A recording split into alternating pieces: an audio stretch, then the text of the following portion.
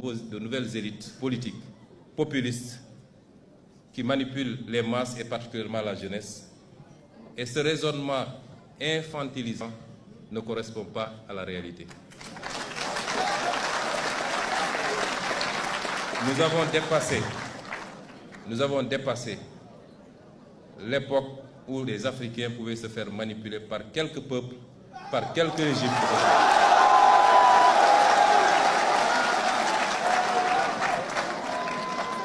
Et ce sentiment qui se manifeste aujourd'hui s'est toujours manifesté des indépendances à maintenant.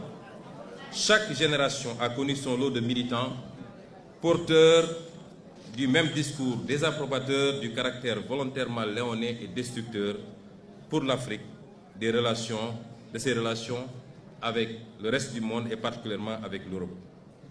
Ce qui est par contre nouveau, et nous l'admettons, c'est l'ampleur qu'ont pris ces idées auprès des masses africaines, nourries entre autres par les échecs des élites gouvernantes africaines souvent corrompues et les relations ambiguës que l'Europe entretient avec elles, les menaces sécuritaires, l'apparition de nouvelles opportunités de coopération, mais évidemment l'effet multiplicateur des réseaux sociaux.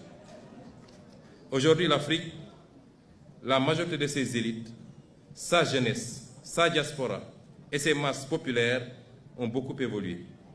L'Occident l'a-t-il suffisamment compris? Ou est-il encore figé dans une version focardienne de ses relations avec l'Afrique?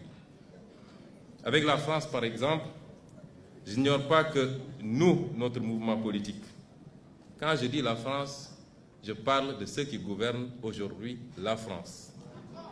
Je parle du président Macron et de son régime. Nous ne parlons pas du peuple français avec lequel nous n'avons aucun problème et avec lequel nous sommes liés par une longue et riche histoire. Et je ne parle pas de toutes les élites politiques françaises, ni de la société civile. Je parle de l'élite gouvernante actuelle. Cette France, je n'ignore pas que pour elle, nous avons été, et peut-être nous le sommes encore, malgré notre élection démocratique par le peuple sénégalais, dépeints sous les traits d'un mouvement et d'un leader terroriste, islamiste, violent, populiste, anti-occidental, pro-russe. Je ne parle pas de vous. Vous partagez ce soir avec nous.